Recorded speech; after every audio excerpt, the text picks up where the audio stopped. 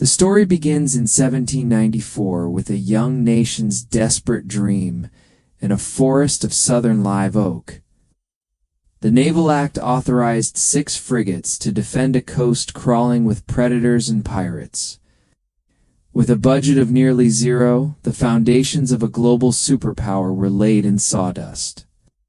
This was the birth of the American warship, a lineage forged in timber and destined for steel. The USS Constitution, known as Old Ironsides, stands as the eternal matriarch of the American fleet. Launched in 1797, her ribs were made of wood so dense that British cannonballs simply lost their kinetic soul. During the War of 1812, sailors cheered as heavy iron shot bounced off her hull like harmless pebbles. She remains the world's oldest commissioned vessel afloat, a living ghost of a revolution that never died. Faster and leaner than her sisters, the USS Constellation earned the title of the Yankee Racehorse. She was built for the chase, slicing through the Atlantic with a grace that terrified the French Navy. In 1799, she hunted down the insurgent, marking the first major high-seas victory for the young republic. Her speed proved that American engineering wasn't just about durability, but about outrunning the old world. The Bonhomme Richard was a converted merchant ship, but she carried the fire of John Paul Jones during a brutal, moonlit duel with the Serapis. The ship was literally sinking and burning beneath his feet. When the British demanded surrender, Jones roared the words that defined the Navy's soul: "I have not yet begun to fight." Though the ship settled into a watery grave, her spirit was salvaged and woven into every future hull. Tragedy struck in the Mediterranean when the USS Philadelphia ran aground during the grueling Barbary Wars, trapped and captured by pirates. The ship became a looming threat that could be used against her creators. In a move of suicidal bravery, Stephen Decatur led a midnight raid to burn the ship to the waterline. Lord Nelson himself called the burning of the Philadelphia the most bold and daring act of the age.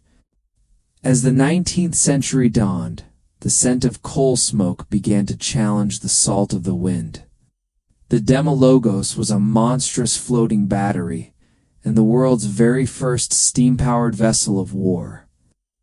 Robert Fulton's design used a hidden paddle wheel to move without the mercy or permission of the breeze.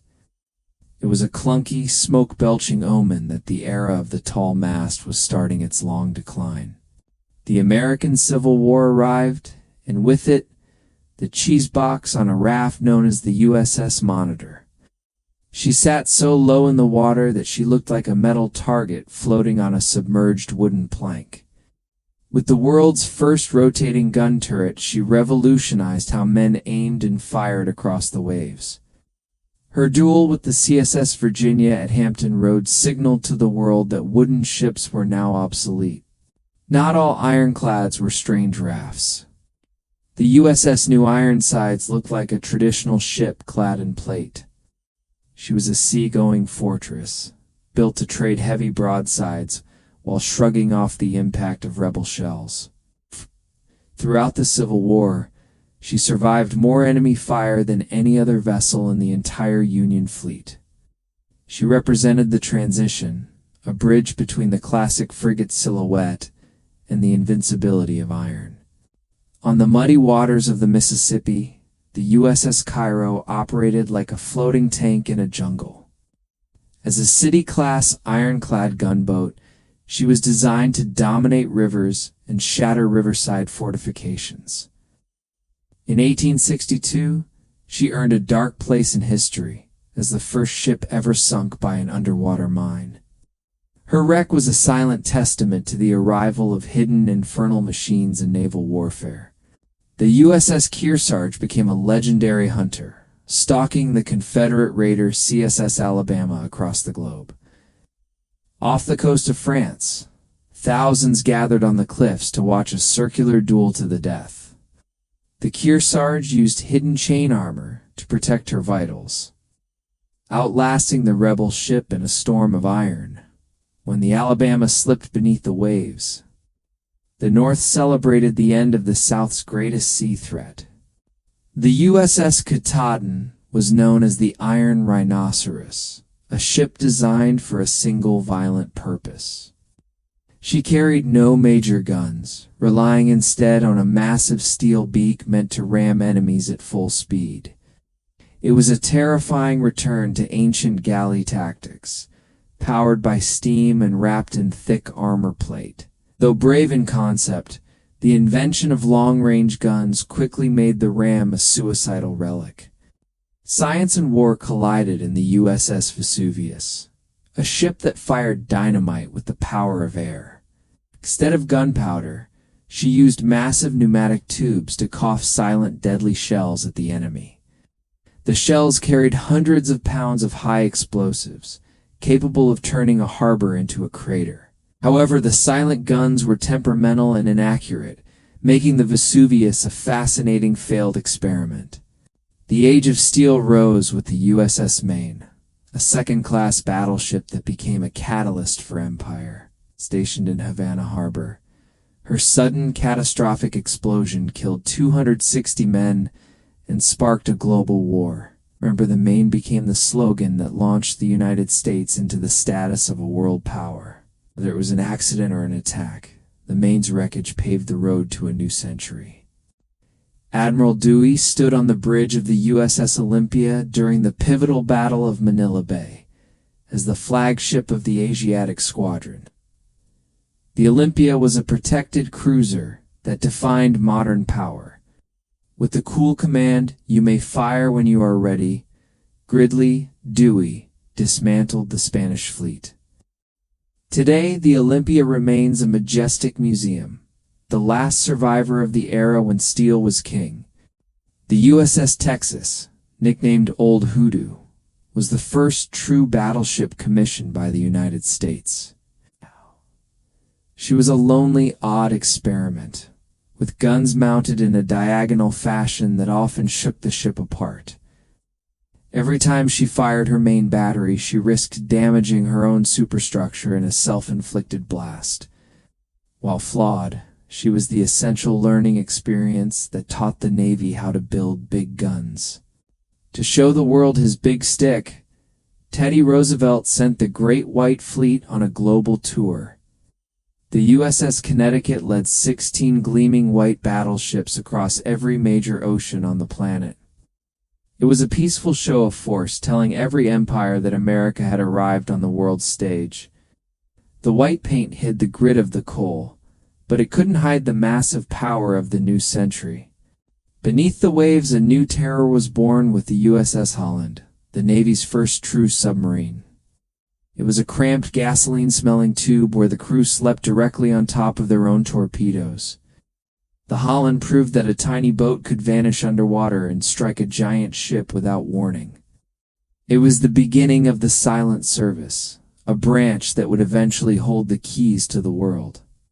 The dreadnought era peaked with the USS Texas BB-35, ship that survived both great world wars. During the D-Day landings, she intentionally flooded her own compartments to tilt the ship for more range. This hard charger fired her massive 14-inch guns over the heads of Rangers climbing the cliffs of Omaha. She is the only surviving dreadnought in the world, a steel titan that refused to ever back down. Necessity birthed the four stackers, the Clemson-class destroyers that swarmed the oceans in World War I. The Navy built 156 of these thin-skinned greyhounds to protect merchant convoys from German U-boats. They were fast, uncomfortable, and served as the backbone of the fleet during 2 decades of tension. Though many were later used as kamikaze bait, they proved that quantity has a quality of its own. Mystery haunts the memory of the USS Cyclops, a massive collier that vanished in 1918 while sailing through the Bermuda Triangle with 306 crew members. No distress signal was ever sent, no oil slick was found, and not a single piece of wreckage surfaced.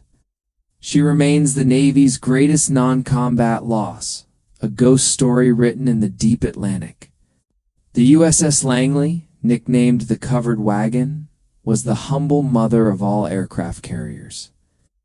The Navy took a coal ship, shaved off the top, and built a flat wooden deck for daring pilots.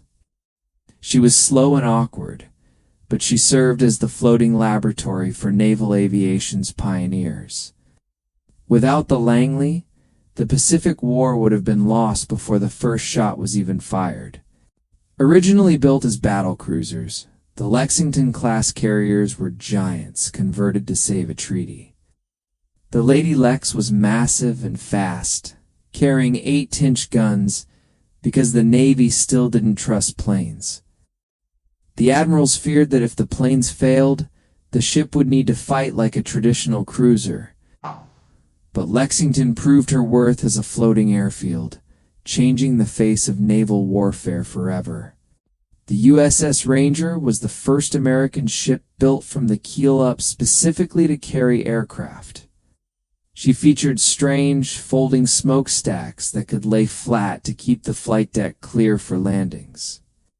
Though she was smaller than the Lexington, she provided the blueprint for the modern carrier deck. She was the dedicated pioneer that moved aviation from an experiment to a primary weapon system.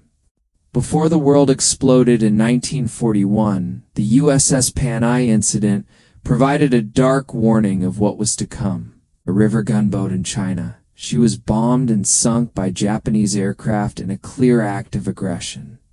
The unprovoked attack showed that the peace of the Pacific was a fragile, fading illusion. The Panay's sinking was a dress rehearsal for the firestorm that would soon engulf the entire globe. On a quiet morning in 1941, the USS Ward fired the first American shot of the Second World War, an hour before the planes hit Pearl Harbor.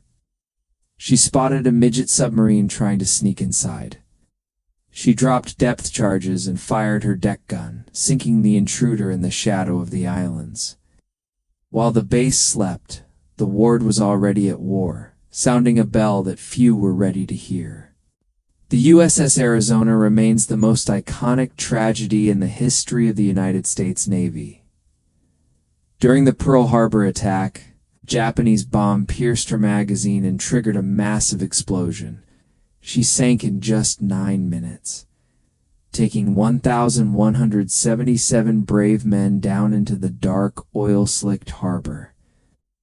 Today, she is still a commissioned ship, eternally on patrol over the souls of her fallen crew.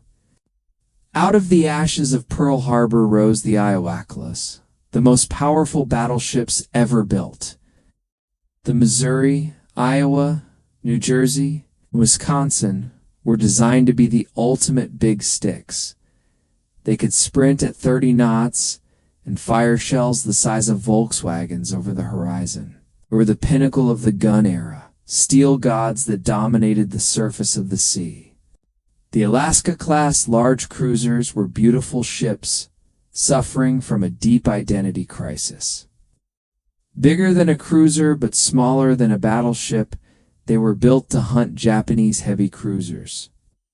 They were sleek and fast, but they arrived late to a war where planes were now the main killers. Though they never fought the duels they were built for, they remained masterpieces of naval design. The Essex-class carriers were the true war winners, the backbone of the drive across the Pacific. The Navy built 24 of these massive ships, and not a single one was lost to enemy action. They carried 90 planes each, creating a blue blanket of air power that smothered the empire. They were the industrial muscle that proved America could build its way to total victory. The USS Enterprise, known as the Big E, became the most decorated ship in naval history. She fought in nearly every major battle of the Pacific from Midway to the final raids on Japan. At one point, the Japanese claimed to have sunk her 3 times, but she kept returning to the fight. She was the Gray Ghost, a a ship that seemed to possess a soul that refused to be defeated. The Fletcher-class destroyers were the tin cans that did the dirty work of the Great Fleet. They were fast, heavily armed, and incredibly tough, serving as the frontline shield for the carriers. From hunting submarines to shooting down kamikazes, the Fletcher was the perfect workhorse. They were the little brothers of the fleet who often ended up in the biggest, bloodiest fights. No ship showed more courage than the USS Samuel B. Roberts at the legendary battle off Samar, a tiny destroyer escort. She charged headlong into a massive fleet of Japanese heavy battleships. She fired her tiny guns and torpedoes with such fury that the Japanese thought she was a cruiser. She fought until she was blasted apart, proving that the size of the ship doesn't limit the spirit.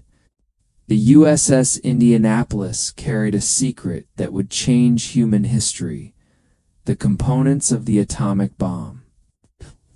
After delivering her cargo to Tinian, she was intercepted by a Japanese submarine and torpedoed. Of the 900 men who went into the water, only 316 survived 5 days of exposure and shark attacks. It remains the most harrowing survival story and the worst shark attack in the history of the sea. The jeep carriers of the Casablanca class were small, slow, and built on humble merchant hulls. Weren't pretty or fast, but they provided the air cover that won the Battle of the Atlantic. In the Pacific, they supported amphibious landings and stood their ground against superior forces. They were expendable ships that fought with a ferocity that surprised their own designers. The LST, or Large Slow Target, was the unglamorous hero of every major amphibious invasion. These flat-bottomed ships could drive right onto a beach and vomit tanks directly into the fight.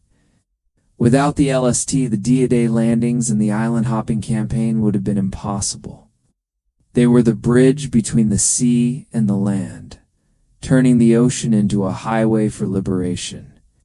PT boats were the Mosquito fleet, plywood boats packed with high-octane engines and torpedoes.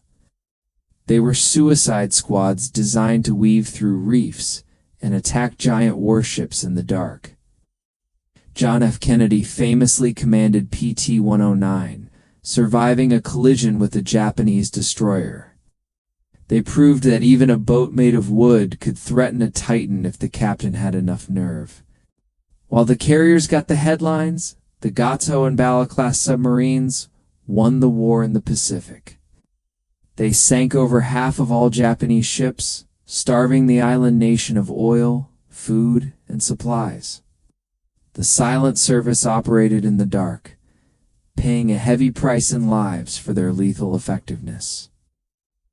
They were the most effective weapon in the U.S. arsenal, a quiet blade that cut the enemy's throat.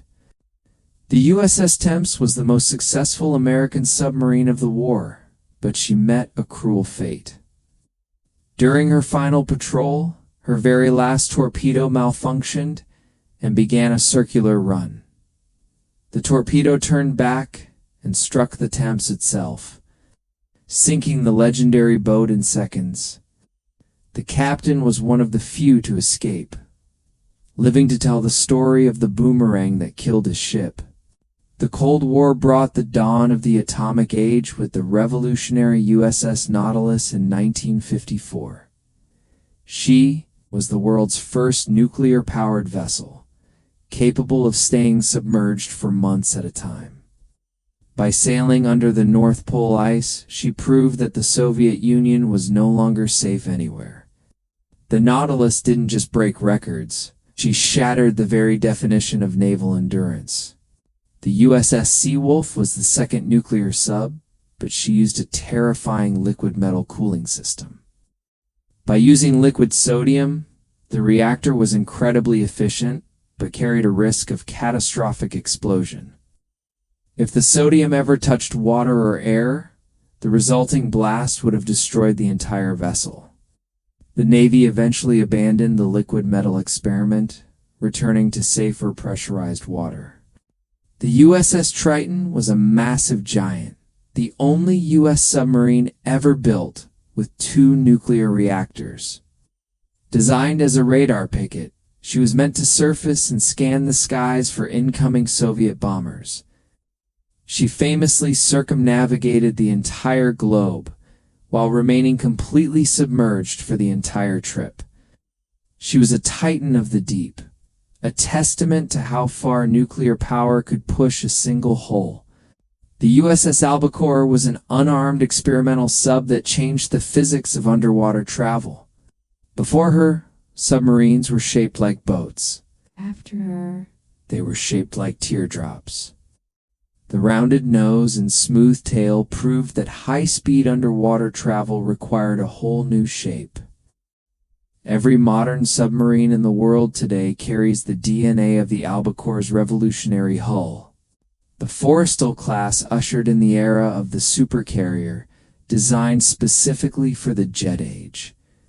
They were the first ships featuring the angled flight deck, allowing for simultaneous takeoffs and landings. Massive and imposing, they defined the modern silhouette of American sea power for decades. They were the floating cities that allowed the Navy to project power to any corner of the globe. The USS Enterprise CVN-65 was the world's first nuclear carrier, powered by 8 reactors. Known as the Big E, she could cruise around the world at high speeds without ever needing to refuel. She served for over 50 years, from the Cuban Missile Crisis to the wars in the Middle East. She was a nuclear pioneer, proving that the carrier was the ultimate tool of global diplomacy. The USS Long Beach was a unique all-nuclear cruiser, recognizable by her massive, boxy superstructure. Designed to be the ultimate escort for the Enterprise, she was packed with the latest missile tech. She was the only cruiser built from the keel up with nuclear power, a true high-tech sentinel. Her boxy face was filled with advanced radars that could track hundreds of targets at once. The Des Moines class was the ultimate evolution of the big gun, known as the machine gun cruiser. While other nations moved to missiles, this ship kept its massive 8-inch guns, but added autoloaders. She could fire heavy shells as fast as a machine gun, creating a wall of flying steel. She was the last gasp of the gun era, a terrifying display of mechanical power and rate of fire. The Pegasus-class hydrofoils were flying ships designed to hunt Soviet submarines at high speed. Using underwater wings, the entire hull lifted out of the water to reach speeds of over 55 miles per hour. They were futuristic and lethal, skimming the surface like a stone skipped across a pond. Though effective, they were too expensive to maintain, and were eventually retired from service. The boomers of the George Washington class became the ultimate deterrent of the Cold War. They were the first submarines armed with ballistic missiles, hiding in the deep with nuclear fire. Their mission was to stay lost, ensuring that if a nuclear war started, the U.S. could strike back. They were the silent guardians of the peace, holding the power of Armageddon in their tubes. Tragedy struck the subforce again when the USS Thresher was lost during a deep dive test. The advanced attack sub vanished with all hands, leading to a massive overhaul of safety standards. The resulting SubSafe program made American submarines the safest and most reliable in the world. Out of the grief of the Thresher's loss, a new culture of engineering excellence was born. The Los Angeles class became the backbone of the Cold War subforce, built to hunt Soviet predators. Fast, quiet, and lethal, they patrolled the GI-UK gap to prevent enemy subs from reaching the Atlantic. With 62 ships built, they were the most numerous class of nuclear-powered submarines in history. They were the silent warriors that ensured the Navy owned the high ground beneath the waves. In the jungles of Vietnam, the Brown Water Navy fought a different kind of war on the rivers. The PBR, or Patrol Boat River, was a fiberglass street fighter armed with heavy machine guns. They used water jets instead of propellers to navigate the shallow, mud-clogged Mekong Delta. These sailors fought point-blank battles in the tall grass, where the enemy was always 10 feet away. The swift boats were aluminum coastal patrol vessels, fast and loud enough to wake the dead. They were used to block enemy supply lines and drop Navy SEALs into the heart of hostile territory. With no armor and heavy weapons, they relied on speed and aggression to survive the jungle nights. They were the skimmers of the coast, the fast-moving ghosts of the Vietnamese shoreline. A callback to the Civil War, the Vietnam Monitor was a heavily armored river tank. Some were equipped with flamethrowers, nicknamed Zippos, to burn out enemy fortifications. They moved slowly through the narrow canals, shrugging off rocket fire while breathing fire back. They were the heavy muscle of the river war, turning the jungle into a scorched battlefield. Not all Navy ships are built to kill. Some are built to heal the wounds that war leaves behind. The USN's Mercy and Comfort are massive hospital ships converted from giant supertankers. Painted brilliant white with red crosses, they provide world-class medical care in disaster zones. They are the angels of the sea, a reminder that the Navy's mission includes compassion.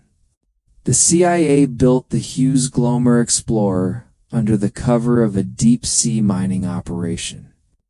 The secret mission, Project Azorian, was to recover a sunken Soviet nuclear sub from the deep. A giant mechanical claw was lowered miles down to snatch the wreckage from the ocean floor. It was one of the most expensive and daring intelligence operations ever conducted in secret. The USS Pueblo remains a captive ship. Having been seized by North Korea in 1968, it is the only commissioned U.S. Navy ship currently being held by a foreign government as a trophy. The crew was tortured and held for months, but the ship was never officially struck from the list. Today it sits in a museum in Pyongyang, a cold reminder of a conflict that never truly ended. The Sea Shadow was a top-secret experiment in stealth, looking more like an F-117 than a boat. It used a swath designed to remain stable in high seas, while its angles deflected radar waves. It was the inspiration for the stealth ships seen in Hollywood spy movies and action films. Though it never saw combat, it taught the Navy how to make a 300-foot ship invisible to radar. The NR-1 was the smallest nuclear submarine ever built, a crawler for the ocean floor. It featured literal wheels that allowed it to drive across the seabed to recover lost objects. From tapping underwater cables to finding sunken missiles, its missions were mostly classified. It was the ultimate spy sub, a tiny nuclear-powered needle in the haystack of the abyss. The Nimitz class defined the era of total sea dominance, serving as 100,000 tons of diplomacy. 10 of these nuclear-powered giants were built, each carrying a full air wing of deadly jets. They are the ultimate symbols of American power, capable of responding to any crisis on Earth. For 50 years, the Nimitz class has been the standard by which all other navies are measured. In the year 2000, the USS Cole provided a brutal wake-up call about the nature of modern war.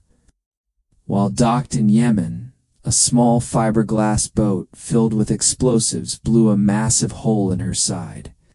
17 sailors were lost to a low-tech attack that crippled a billion-dollar warship. It proved that even a titan must be wary of the smallest, most desperate of enemies. The Arleburg class is the most successful modern destroyer, a Swiss Army knife of the sea. Built around the Aegis combat system, These ships can fight in the air, on the surface, and below. They are the primary escorts for the carriers, providing a high-tech shield against any threat. With their vertical launch cells, they can strike land targets thousands of miles away with ease. The Ticonderoga-class cruisers are the shields of the fleet, the first to carry the SPY-1 radar. It can track and target hundreds of incoming missiles simultaneously, protecting the entire group. They were the first ships designed from the ground up to fight the saturation attacks of the Cold War. Today, they remain the primary air defense commanders for every American carrier strike group. The Ohio-class Trident submarines are the most destructive machines ever constructed by human hands. Each one carries 24 ballistic missiles, each capable of wiping out multiple cities at once. They are the silent giants hiding in the deep as the ultimate insurance policy for the nation. Their silence is their greatest weapon, ensuring that no enemy can ever find the source of the strike. The Seawolf class was designed to be the ultimate predator. Faster and quieter than any sub on Earth.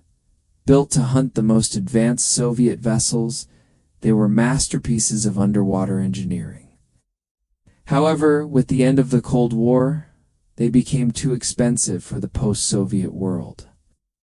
Only 3 were ever built, leaving them as the elite rare wolves of the American deep.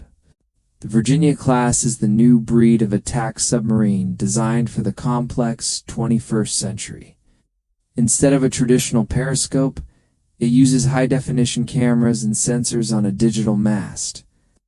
It is built to operate in shallow coastal waters just as easily as the deep open ocean.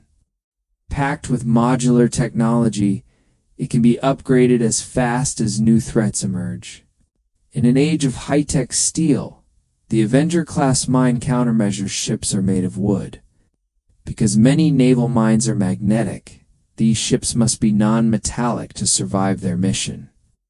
They are the humble sweepers that clear the path for the massive carriers and destroyers. Their mission is slow and dangerous, proving that sometimes the old ways are still the best. The Wasp and America-class Gators look like carriers, but they are amphibious assault ships. They carry a full expeditionary unit of Marines, along with hovercraft and F-35B stealth jets. They are designed to put boots on the ground anywhere in the world at a moment's notice. They are the Swiss Army knives of power projection, versatile and ready for any mission. The San Antonio-class transport docks are the futuristic movers of the modern Marine Corps, with enclosed masts and stealthy angles. They reduce their radar signature while carrying heavy gear. They feature massive flight decks and well decks to launch both helicopters and landing craft.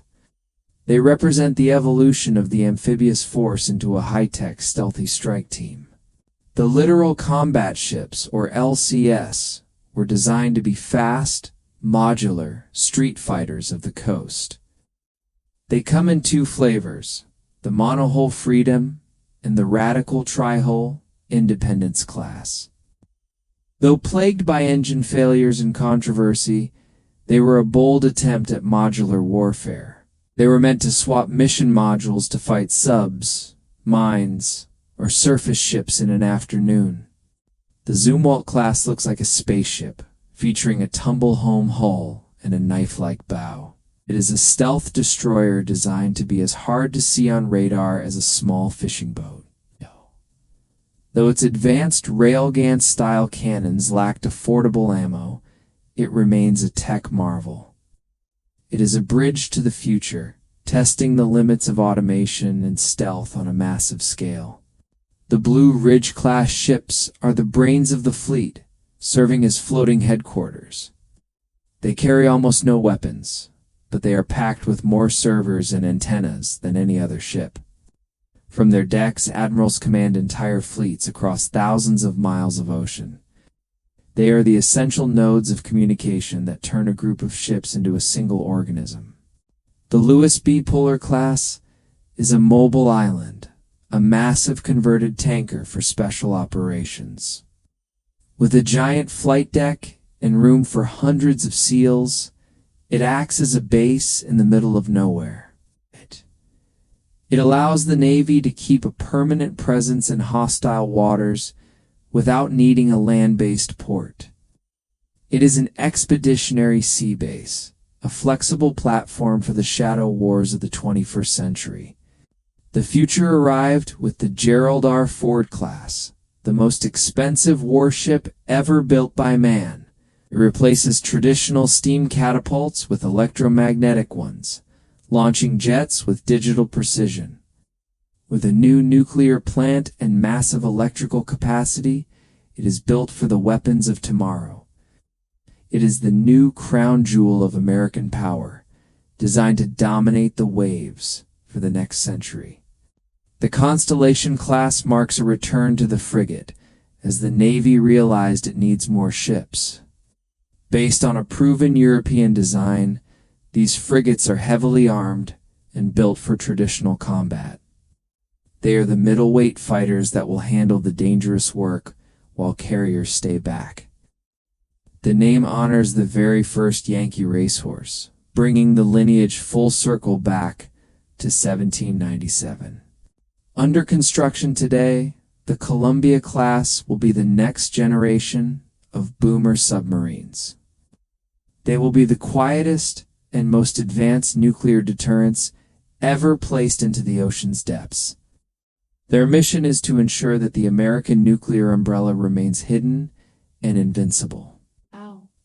They are designed to serve until the end of the 21st century, a 70-year commitment to peace. The Arsenal ship was a radical 1990s concept that almost changed the face of the surface fleet. It was designed to be a massive, low-profile barge packed with over 500 missile cells. With almost no crew and high stealth, it would have been a floating battery of total destruction.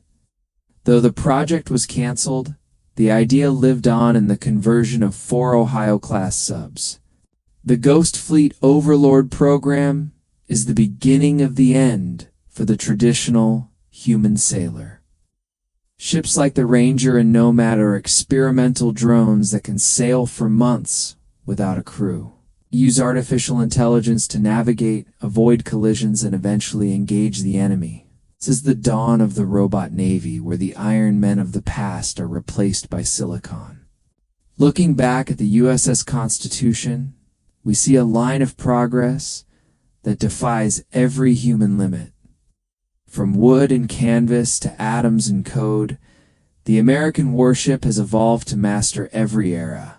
The blood of the sailors and the genius of the engineers have built an armada without equal.